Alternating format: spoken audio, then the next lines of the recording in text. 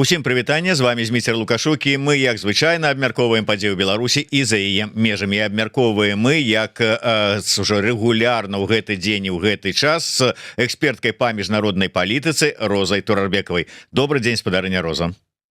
Добрый день, спадар Зміцер. Спадарня Роза, давайте пачнем нашу размову. Я думаю, что яна такая акурат таки гэтая тэма будзе, за якую потым астатнія будуць чапляцца, і мы будем выходзіць на іншыя абмеркаванні того, что мы з вами запланавалі на сёння. Пачнем мы размову с гэтай ужо фактычнай, я так разумею, у чарговы раз анансаванага прыезду Коула ў Мінск. Тому что вось словы Рыбакова про сустрэчы з Коулам, там, як ён кажа, раз на 7-10 дзён, тое, что ён нібыта прывёз Лукашенку нейкія чарговыя прапановы ад ЗША, а Лукашенко нешта перадаў праз гэтага ж Рыбакова назад у Вашингтон. Пра што гэта сведчыць? Як вы ацэньваеце увесь гэты працэс праз вось гэтую прызму таго, што выйшла на паверхню публічнасці? Ну, я так зразумела, была некая пауза, былі, як бы, ну, такі, ведаеце, мабыць, час для такіх абмяркоўваній унутры, я маю на увазе па абодвух баках, так это адбылося. И вы памятаете, произошла некая змена команды, я маю на увазе, что ушел Кристофер Смит з боку Злучаных Штатаў, і ён быў ключовы, ну, як бы адзін з галоўных такіх перагаворшчыкаў у гэтым накірунку. І таму я так зразумела, што, ну, вось былі нейкія такія вось перапынкі, мабыць, я не ведаю, у камунікацыі. Ну, я дакладна ведаю і без слоў Лукашенка і Рыбакова, што ён сустракаецца з Коулам і увогуле з прадстаўнікамі дзярждзепартаменту вельмі часта. Это регулярныя так званыя кансультацыі, но як бы наяўнасць гэтых кансультацый не сведчыць аб іх поспехе. Аб поспехе гэтага працэсу. Чаму? Таму што калі яшчэ не было перамоў, я маю на увазе, не адчыніўся гэты трэк, беларуска-амерыканскі трэк, ну, вось у меня ёсць такая інсайдерская інфармацыя, што гэтыя сустрэчы з Рыбаковым прадстаўнікі дзярждзепартаменту рабілі рэгулярна. Но тады не было ніякого перамоўнага працэса, былі кансультацыі. Вось. І як адрозніваць кансультацыі ад перамоў, это вельмі цікавае пытанне. Вось, напрыклад, я ў сваім акадэмічным курсе «Теория ведения переговоров» я заўсёды пра гэта гаворыла сваім студэнтам, што ёсць некалькі відаў дыпламатычных, ну, як бы, контактаў. Ёсць так званы абмен меркаванняў, ёсць так званыя рабочыя или працоўныя кансультацыі, а ёсць перамовы. І ў чым адрозненне? Адрозненне у тым, што перамовы ставяць сваей мэтай вырашэння некай праблемы.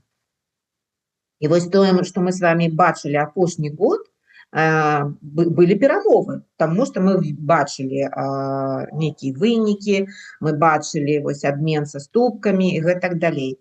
Зараз тое, пра што гаворыць Рыбакоў, это не перамовы, ён гаворыць пра кансультацыі. Я ведаю, што такі працэс перамоўны ідзе, но нет такіх доказаў, які б нам дэманстравалі, што гэта ўсё ж такі працяг дакладна перамоўнага працэса. Чаму я пра гэта гавору зараз? Таму што тыя анансаваныя візіты, якія былі, вы памятаеце, да, напрыканцы траўня, там, не ведаю, у красавіку, яны не адбыліся. Калі гэта такое здарылася, ёсць для гэтага, ну, нейкія прычыны, ведаеце. Прычыны нам не тлумачаць, это азначае, што ёсць праблемы, якія, конечно, не трэба абмяркоўваць публічна, но мы фіксуем, што вось тыя заявы, якія рабіў, напрыклад, Коул на конт візіта, іх не было. Іх не было. А на дыпламатычнай мове гэта азначае нейкія праблемы. Можно, конечно, бесконечно там придираться к терминам, но я же об этом говорила. Каллиграфика такого докладного не... А вот про это говорил, по-моему, Лукашенко, насколько я памятаю. Ці Рыбаков, не памятаю докладно. Что вот не обовязково, вот гэты график, и так далее, это означает, что есть проблемы с перамоўным процессом. Потому что дагэтуль мы бачили график, докладно график. Кожные 3 месяцы Кол приезжал в Минск и вызволял чарговую партию палітзневоленых, а таксама яны рабілі насустрач вось гэты, там, не ведаю, адмена санкцый, напрыклад, и так далее. Таму про гэта як бы я вось і говорила на апошнім нашым стриме. Таму вось, я бачу нейкія праблемы. І гэта попытка, з майго пункту гледжання, такая з боку, мабыць, і Кола, і таксама Лукашенка, вось двухбаковая, да? Памылка неяк так інтэнсіфікаваць гэты працэс, да? Пушыць этот працэс, таму што ён завіс. Перамоўны працэс завіс. Былі нейкія праблемы.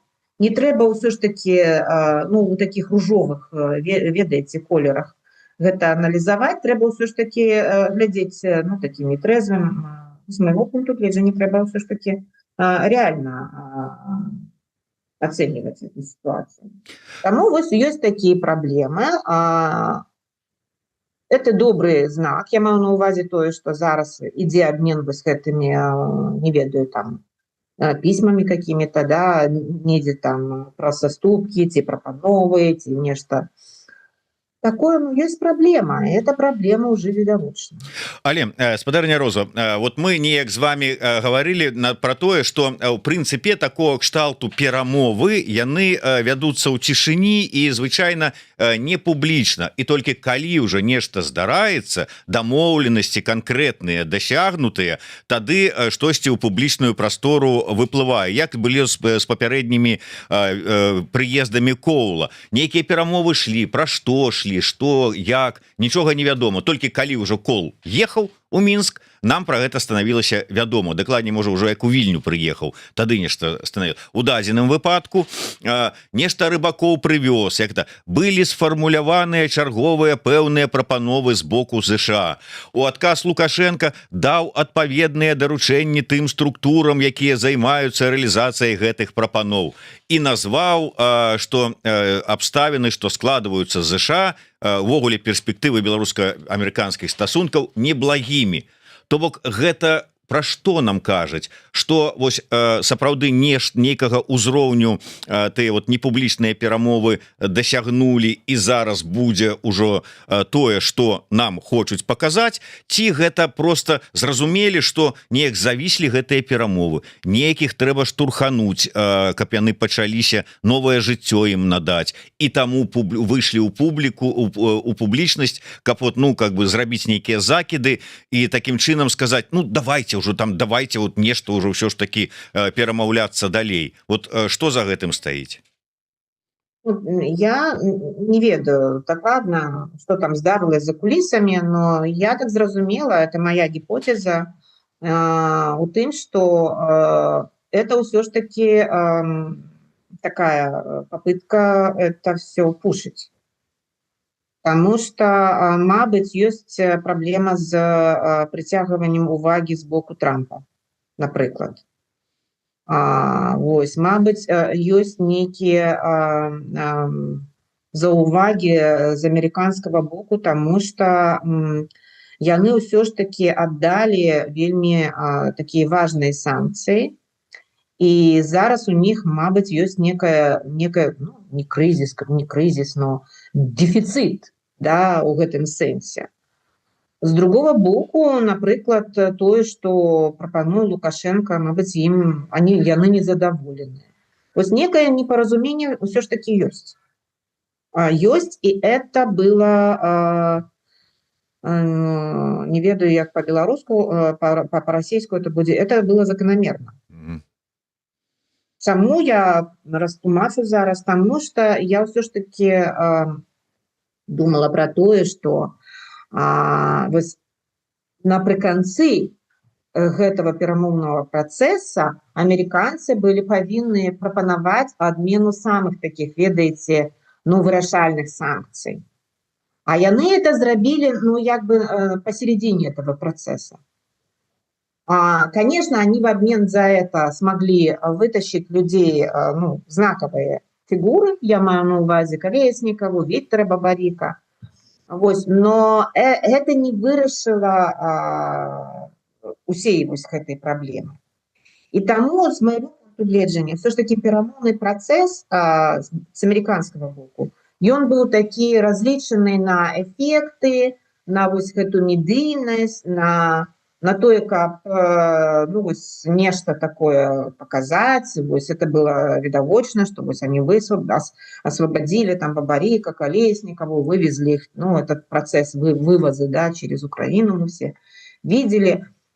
И даже на Анджея Почобута уже это был апошний, такой крок, но он не сопровождался визитом Коула, наколькі я памятаю. И это был такі обмен паміж не только Беларусью и Злученными Штатами, но это был інший процесс обмена.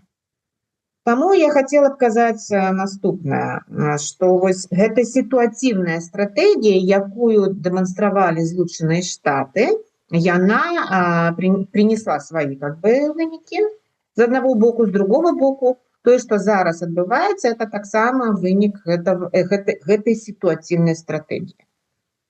У чым сітуацыйнасць? У тым, што не было запланавана крок за крокам адмена санкцый у обмен на сур'ёзныя системные саступки. То есть это был эффект такой: мы вытаскиваем людей, причем знаковых людей, но при этом дальше, количество политзаключенных большое. Вы же помните с самого начала, как звучала задача освободить всех.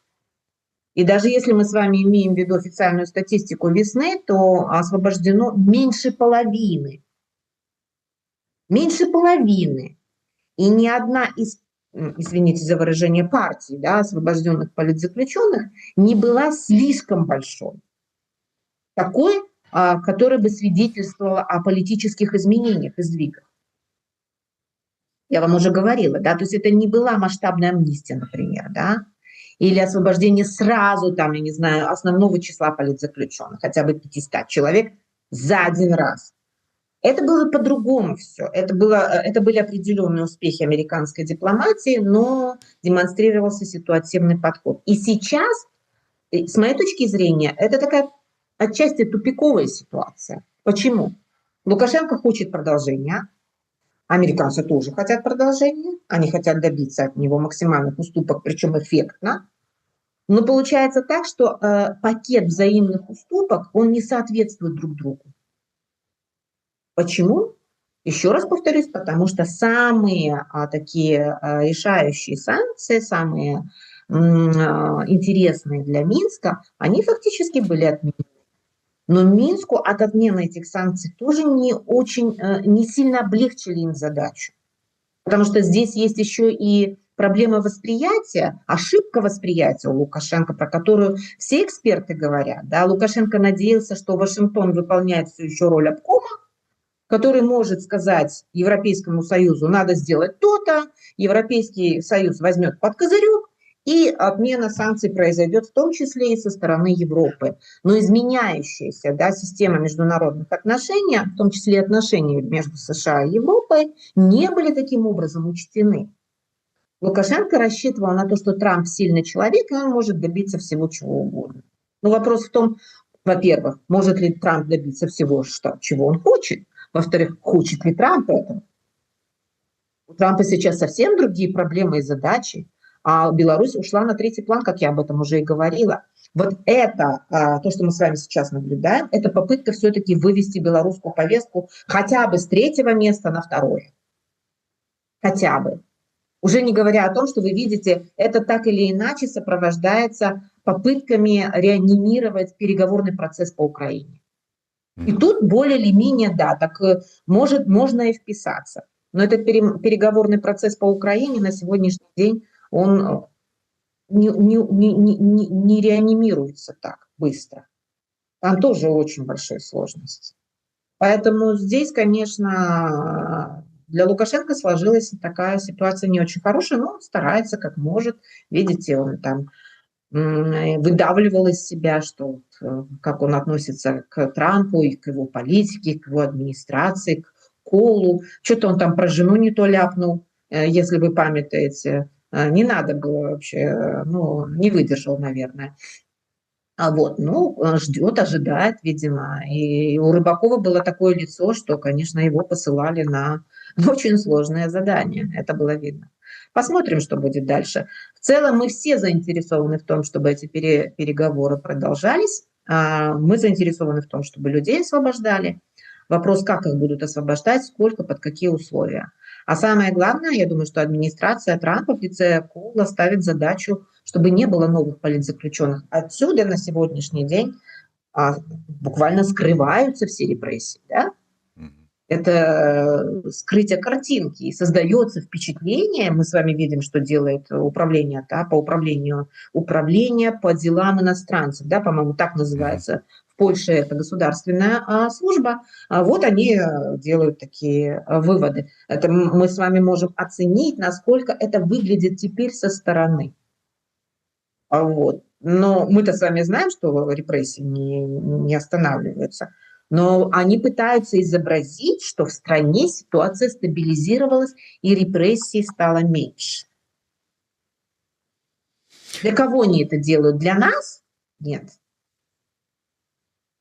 Ну для нас-то безумоўна не, тому что мы-то інфармацыю атрымліваем і ведаем, что вот дастаткова паглядзець і на папярэднія затрыманні, суды, прысуды, нават тыя, якія сталі вядомыя. І от сёння распачаўся суд над Михалком, лідарам ляпісаў, за таксама вось такая праява гэтых рэпрэсій. Такім чынам атрымліваецца, что вот як вы сказали, что с аднаго боку, что с другого боку заявы, там перадачы нейкіх прапаноў, там ці там заданне распачаць там нейкія там вырашэнне пытанняў, гэта, як вы сказали, пушыць працэс перамоўны, а не тое, что вот все, значится, там буквально цягам тыдня Кол абавязкова прыедзе і новыя палітвязні выйдуць на волю, ці там, да прыкладу, відаць, распачаўся ўсё ж таки нейкі, можа быць, перамоўны працэс па Украіне, і Лукашенко ў чарговы раз вырашылі скарыстаць як там перамоўшчыка, перадатчыка, рэтрансляторара там ці яшчэ што-небудзь, ну нейкая движуха пошла. То бок не, нічога не пайшло, просто пушыць працэс. Так, пушить процесс, потому что Лукашенко, он у складаных умовах, вы ведаете, эти умовы, они усугубляются, вось это пагаршэнне, да, умов, усугубляются тым, что зараз у России проблема, а Россия з'яўляецца галоўным рынкам збыта беларускіх тавараў, і ввогуле Россия як донор беларускай безопасности, як нам преподносит Лукашенко, роль яе, ну, ведаеце, тут скептычна можна уже ставіцца до гэтага. Таму, як бы, тут зразумела, что есть эта проблема, но, ведаеце, это все, эти все моменты, включая даже то, что делает управление по делам иностранцев в Польше, это все картинки, пазлы одной картины. Вот эту картину Лукашенко старательно изображает. Кого-то он выпускает уже по истечению срока, как, например, сына Лебедько, кого-то он выпускает раньше. Я имею в виду, например, доцента Данилевича, да? Вот, что там отбывается, ведаете, что эти пропагандисты говорят про то, что правозащитный центр «Весна», ён не ведае усяго, ён не ведае, і вось гэтыя спіски, яны не актуальны. То есть таксама это трэба разглядаць як частку гэтай картыны, вось гэтага малюнка, які яны нам зараз малююць. Не нам они малюют. Нам они не малюют нічога, малююць еўрапейскім і амерыканскім партнерам, конечно. І вось тыя, конечно, для сябе, ну, неяк там, мабыць, что-то убачылі, они заўважылі, і мы глядзім, і вось это управление по делам иностранцев, яно робіць зараз вось такія, ну, адказы для наших беларусаў і беларусак, якія падаюць на міжнародную абарону. Гэта ўсё з'яўляецца вось такім крытэрыем того, што той малюнак, які малюе Лукашенко і яго рэжым, это часткова ён уплывае, і ведаеце, тут праблема ў тым, што яны, ну, это совершенно точно, намеренно пытались дискредитировать информацию от весны, с тем, чтобы сказать, что ситуация не такая плохая в Беларуси, и что репрессии утихают. Вот. Для кого это делается? Это делается для того, чтобы улучшить вот эту такой климат для переговоров. Климат для переговоров. И в первую очередь чему верят чиновники и политики? Они верят цифрам, а цифра сокращается, она не увеличивается. Я имею в виду политзаключенных. Во-первых. Во-вторых, они верят тому, что им говорят про вот это вот истечение срока давности за 2020 год там, и так далее, там подобное. Они в это верят. Во-первых, потому что они привыкли как бы опираться на такого рода факты. Во-вторых, они в это верят, потому что они хотят в это поверить. Некоторые лоббистские группы, они намеренно используют вот эти аргументы с тем, чтобы доказать, что ситуация в Беларуси смягчается. Лоббистские группы зараз вы про кого маете? Плюс ко всему, это очень хороший аргумент для разного рода департаментов по миграции, управлению по делам иностранцев.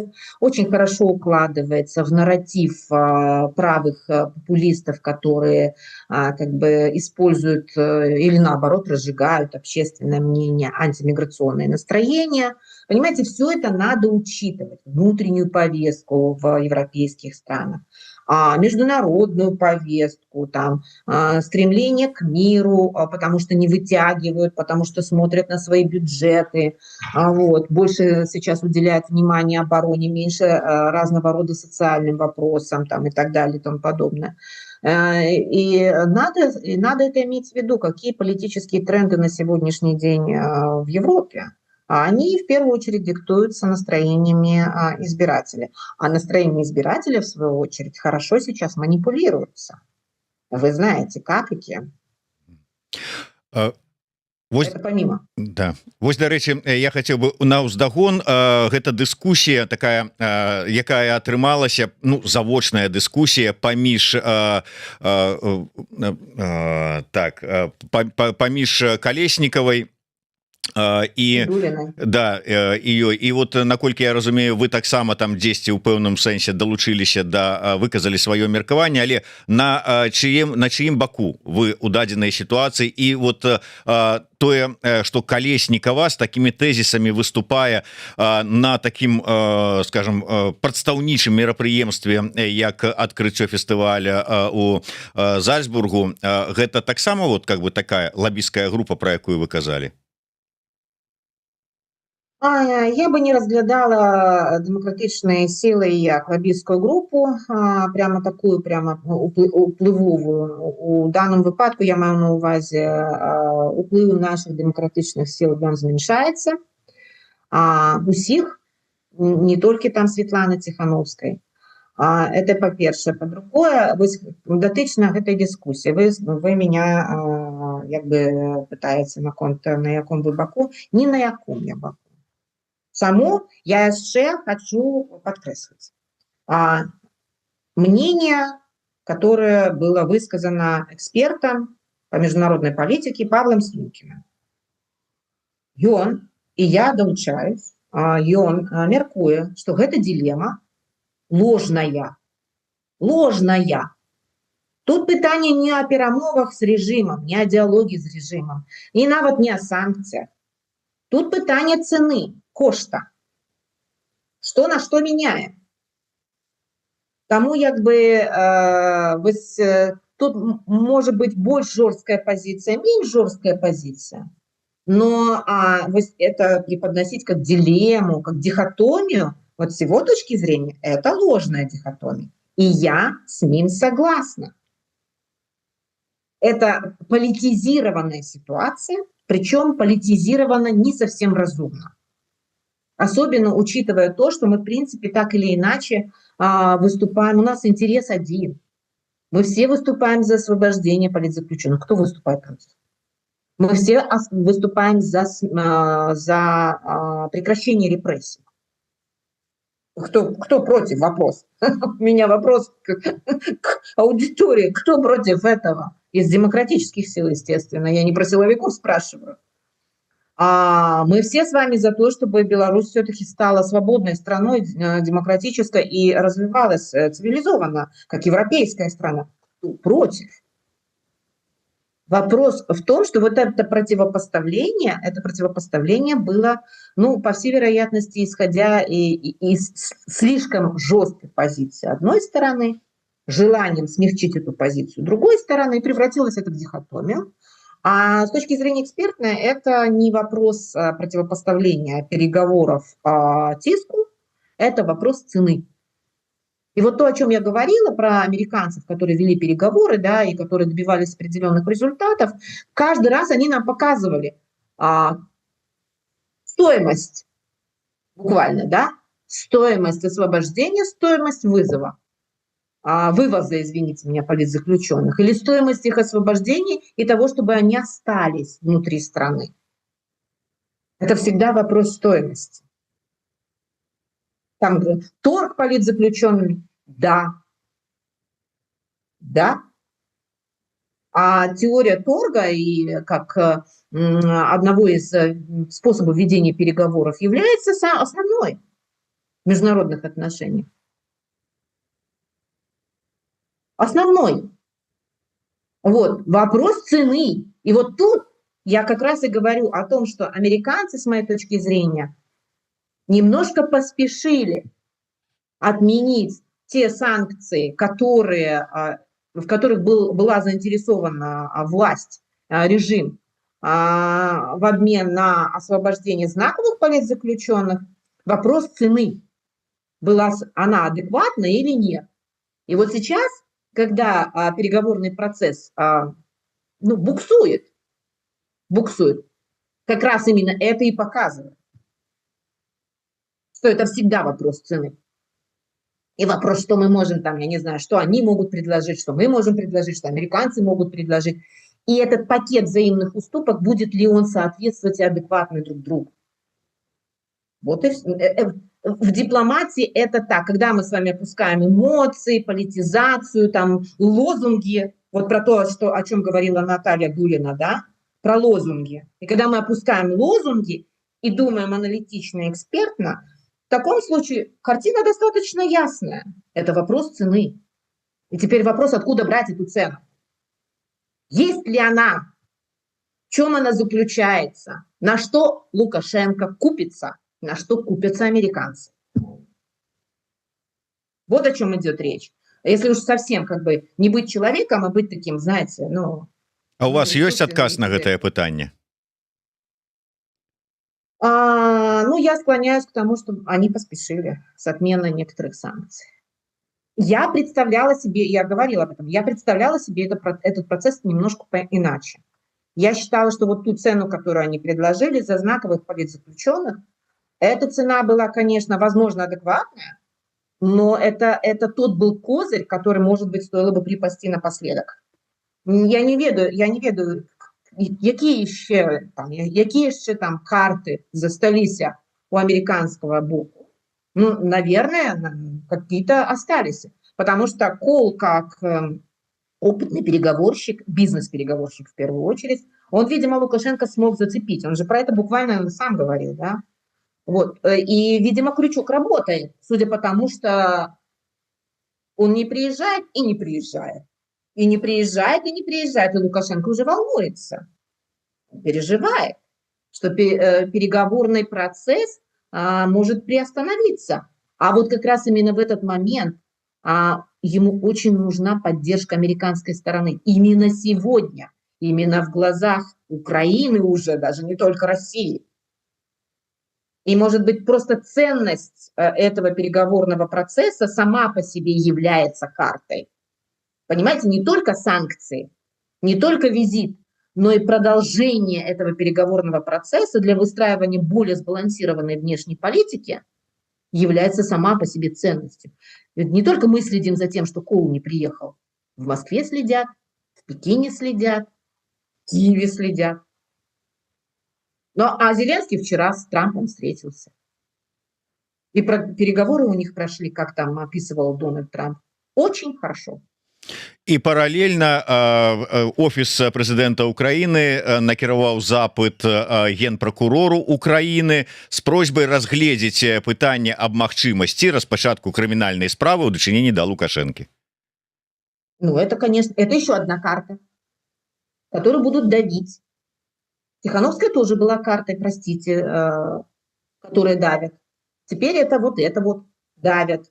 Там как бы все понятно, это еще те игрища. И в этой игре сейчас Лукашенко не ведет. Не ведет. Я так мягко сказала сейчас. Вот. Поэтому, конечно, я думаю, что пришло время, чтобы Лукашенко делал уступки. Для нас самое главное, чтобы эти уступки носили не формальный характер, а существенный. Чтобы это не прикрытие было какое-то там, не фейк, в виде там мы перестали меньше хватать, людей. А на самом деле, чтобы это было меньше. На самом деле остановка репрессий должна произойти. И тут вопрос, как доказывать, что эти репрессии действительно прекращаются, что количество задержанных сокращается, что климат в стране меняется. Или наоборот, ничего не меняется, только ужесточается и так далее и тому подобное. На сегодняшний день очень важны вот эти критерии, которые бы показывали реальную картину, чтобы был факт-чекинг. Не в виде цифры, которая якобы сокращается, а в другом виде, в виде реальной картины, которая сложилась на сегодняшний день.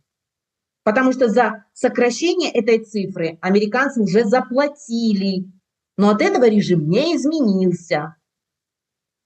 Поэтому не надо это преподносить как смягчение ситуации. Ситуация не смягчилась. Просто выпустили людей, 500 там с лишним человек, в обмен на отмену ряда существенных санкций с американской стороны. Точка. Это не критерий. Извините. Спадарня Роза, тэму войны калі закранули, я хотел бы вернуться до навіны, якая, можна сказаць, сышла была, але вы захацелі да яе вернуться, таму што, на ваш погляд, гэтую навіну неправільна трактуюць. Я зараз скажу про выказванне Такаева, заклік, нібыта яго заклік да Пуціна аб спыненні военных дзеянняў ва Ўкраіне, спыненні войны, і маўляў, што мы ввогуле как бы тут не разумеем усе наўкол, што это адбываецца і дзеля чаго там это ўсё. Природа этого конфликта. Да, природу конфликта. И вы мне написали, что не так трактуют словы и высказывания Такаева. У чым неправильность трактовки? Самое главное, не учитывают внутри казахстанскую ситуацию. Не учитывают. Вот про все, что угодно пишут, а вот что внутри Казахстана происходит, не пишут. А это ведь как с Литвой и как с Польшей. Внутриполитический фактор имеет значение. Имеет значение. В чем заключается внутриполитический фактор? Я хотела бы обратить внимание там на казахстанской версии «Радио Свобода», «Радио Азаттык». Там, например, комментарий был от нашего известного казахстанского эксперта, я всегда всем рекомендую его, Досым Сатпаев.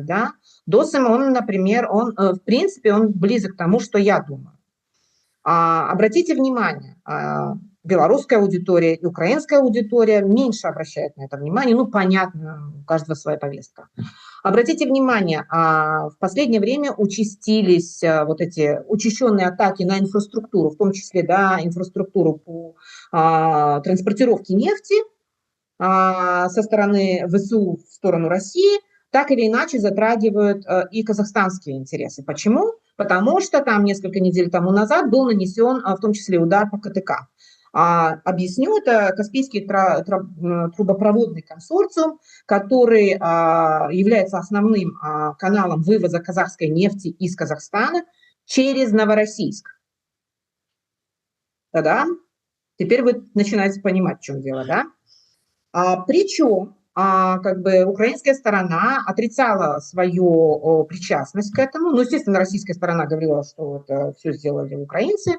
И украинская сторона отрицала эту свою причастность, потому что они считают, что это намеренная провокация была со стороны России, дабы вовлечь Казахстан, привлечь Казахстан на свою сторону.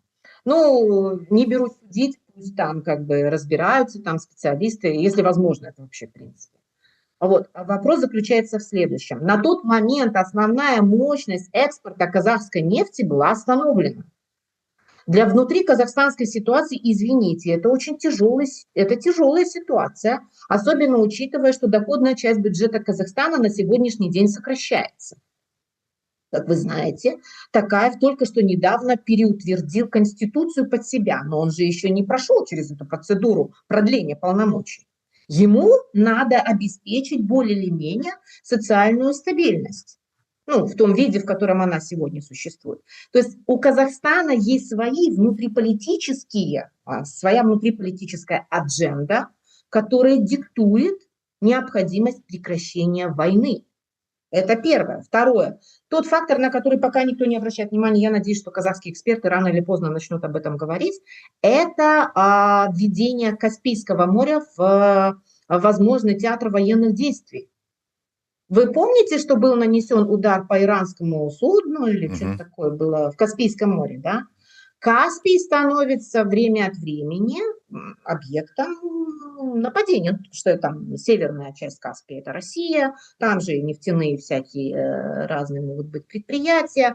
Вот, Иран тут же на юге, но кроме и России и Ирана между ними находится Азербайджан, Казахстан и Туркменистан. И встает вопрос, например, защиты подводной инфраструктуры, что очень важно, например, для Казахстана, подводный трубопровод из Казахстана в Азербайджан, например. Вот. Ну и так далее и тому подобное. То есть Каспий для Казахстана, например, является одним из выходов во внешний мир, помимо Черного моря, помимо Новороссийска. Вот если тут будут отрезать, то, конечно, это совсем другая история. Короче говоря, сливки с первых лет войны, сливки заключались в этом обходе санкций. Обход санкций осуществлялся через страны Центральной Азии, и там товарооборот вырос, там бенефитов было очень много, много было всяких разных вкусностей, да, кому война, кому мать родная. Мать родная была вот как раз-таки Центральной Азии и Китая, и Индии, кстати. Вот. Но на сегодняшний день эта история с бенефитами, она заканчивается. И так как она заканчивается, у Токаева есть конкретная политическая ситуация, а уже не говоря о том, что его Си Цзиньпинь, по казахским источникам, его именно Си Цзиньпинь попросил об этом.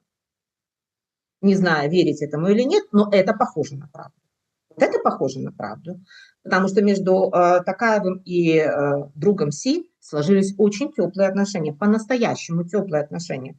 Поясняю, почему. Потому что Токаев один из немногих президентов в мире, который говорит на китайском языке и напрямую общается с Си Цзиньпинем. Это для Китая очень, я сказала, важно. Вот, поэтому, когда Токаев приехал в Омск и сделал это заявление, он это не согласовывал с Путиным. Он это скорее согласовал с Си Цзиньпинем, и руководствовался он своими личными политическими интересами и национальными интересами Казахстана, которые почему-то никогда не берут в расчет, когда анализируют такого рода его заявления. Ну, а если вы помните, Токаев всегда был сторонником того, чтобы придерживаться определенных принципов международного права. Это он говорил про квазигосударственное образование, если вы помните. И он этого своего мнения не изменил. Он отказался вступать в союзное государство. Он фактически затормозил процесс развития Евразийского экономического союза. При этом продолжает, конечно, сохранять добрососедские отношения с Россией. Имея такую границу и зависимость транспортную от России, конечно, надо поддерживать хорошие отношения с северным соседом, это понятно. Но вот таким образом стоит интерпретировать любое заявление политическое главы государства, а не так, что он выполняет чью-то просьбу, он является посланцем от кого-то к кому-то. А в первую очередь он должен здесь иметь в виду либо свой личный политический интерес, либо национальный. Иначе его заявление, ну, я бы считала заявлениями сумасшедшего, неадекватного человека. Потому что он глава государства, он в первую очередь должен думать о себе, как политическое животное, вот, и потом уже о том государстве, которое он представляет. И в третью очередь уже о том, кто чего там хочет рядом. Китай ли, Россия ли, Турция ли, Соединенные Штаты ли. Так. Спасибо за магчымасць пракаментаваць. Дзякую вам таксама, шмат што становіцца зразумелым.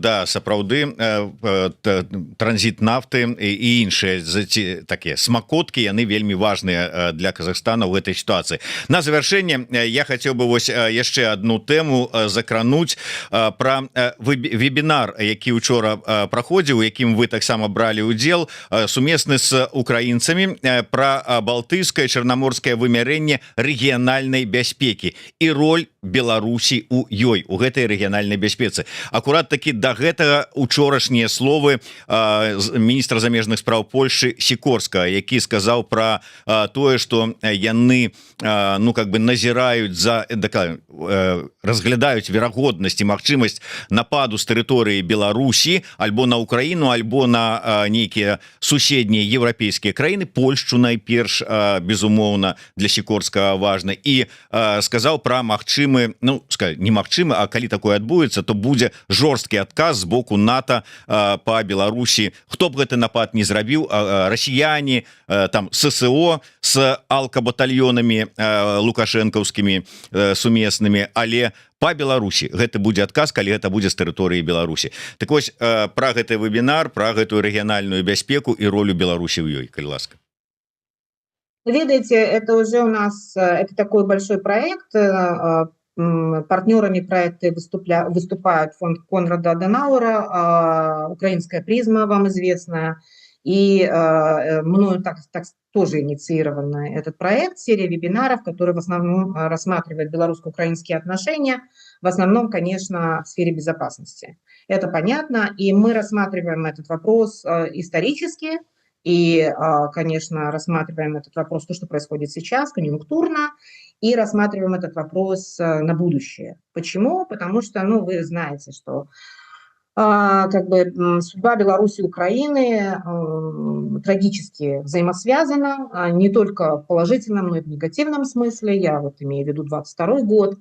И украинские эксперты тоже это подчеркивали. И очень важно, о чем мы вчера, например, говорили, это то, что Беларусь длительное время, особенно вот до 2020 года, может быть, даже до 2014 года, все время исключали из разного рода дискуссий, когда речь шла о чем-то, кроме экономики. Вот когда про экономику, тогда Беларусь включали, там это инфраструктура, там это соединение, да, Балтийского и Черного моря через железную дорогу и так далее, да. Но когда речь заходила о политике, о безопасности, Беларусь становилась невидимой. Ее просто обходили. И это была роковая ошибка. Почему? Потому что после 2020 года, ну, 2014 год, ясно, Беларусь выступила в качестве диалоговой площадки, вот, которая была очень удобна в первую очередь для России, это точно. Вот, 2020 год, ситуация с протестами и подавлением нашей революции, вот, и 2022 год, Беларусь как плацдарм для войны. И это показало всем экспертам, что нельзя не видеть Беларусь. Нельзя ее умалчивать, нельзя ее обходить, надо ее анализировать. Анализировать и стараться всеми способами каким-то образом либо оттягивать от России, либо включать куда-то в какие-то форматы. Сегодня при режиме Лукашенко это невозможно, но без решения белорусского вопроса невозможно строительство устойчивой региональной системы безопасности. Это то, к чему на сегодняшний день мы приходим. Вот, и отсюда возникает множество иных вопросов. До тех пор, пока Беларусь будет невидимой, исключаться, не являться частью, там, я не знаю, российской военно-политической просторы их и так далее, до тех пор история с тем, что вот наши земли будут трагично атакованы, и будут литься реки крови, там это вот наш проект называется, да, «Кровавые земли», то, о чем говорил Снайдер. А судьба, к сожалению, этого региона будет именно такой. Будет именно такое. Решение белорусского вопроса имеет крайне важное значение именно для строительства системы безопасности. Без решения белорусского вопроса вопрос безопасности в Европе решиться не может. Засталося разобраться, як вырашить это. Вопроса по Украине. Послушайте, недостаточно решения вопроса по Украине. Об этом говорят украинские эксперты. Ну, потому что 22-й год, да, получился. Недостаточно. Как? Это патовая ситуация, это загадка, как этот вопрос решить, но решать надо, потому что если не решишь этот вопрос, все, история повторится. История повторится. Да, поэтому сегодня Сикорский об этом говорит, да, поэтому все как бы сегодня беспокоятся о восточном фланге НАТО, готовятся к тому, что возможны такие провокации, нападения, может быть, и дальше. А вот не потому, что сейчас на территории Беларуси строится соответствующая инфраструктура. Ее там, ну, есть, нет, она слабая достаточно. Не потому, что сейчас на территории Беларуси сосредоточено значительное количество российских войск. Их нет там. А именно потому, что история показывает и доказывает, нерешение белорусского вопроса оборачивается войной. Для всей Европы. Для всей Европы. Исключать нельзя. Делать вид, что Беларуси нет, нельзя. Ставить такую формулу, Беларусь является частью уже фактически России, тоже нельзя. Тоже нельзя. Лукашенко это знает, он это разыгрывает. Интервью Аль Арабия цитирует по сей день. Я открываю сегодня Daily Mail, по-моему. Вот вдруг опять возникает эта история с его извинениями. И причем на Западе его извинения оцениваются как поворот. Хотя мы с вами точно знаем, что это не поворот, да? Но мы с вами знаем. Но вопрос, как это воспринимается. Поэтому, конечно, вот это один из важных результатов нашего вебинара. Ну а в целом, конечно, там украинские экспертки у нас выступали очень компетентно, в том числе и о том, что сейчас происходит на театре военных действий в Черном море. Насколько этот опыт применим для Балтийского моря, например, да, и прозвучали очень разные, в том числе и очень тревожные прогнозы со стороны, например, одной из наших эксперток, спикерок. Вот. И это все имеет значение и для Беларуси. Потому что чем интенсивнее война в Украине, тем шанс вовлечения Беларуси в войну выше. Отсюда, конечно, Лукашенко будет писать письма Колу, Трампу, да хоть кому. Можа нават на Совет мира трампаўскі гэтым разам дабярэцца. Ради этого хоть что, хоть куда, хоть на Луну. Дзякуй вялікі.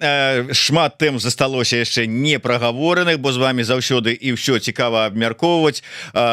Але на сёння развітваюся. Дзякуй вялікі, спадарыня Роза. Усім да сустрэчы. Подписывайтеся на YouTube канал і спадарыня Розы і Еўрарадыё, безумоўна, ставце падабаечкі, націскайце на званочак і расшэрвайце, калі для вас гэта бяспечна. Да сустрэчы. Жыве Беларусь. Жыве вечно.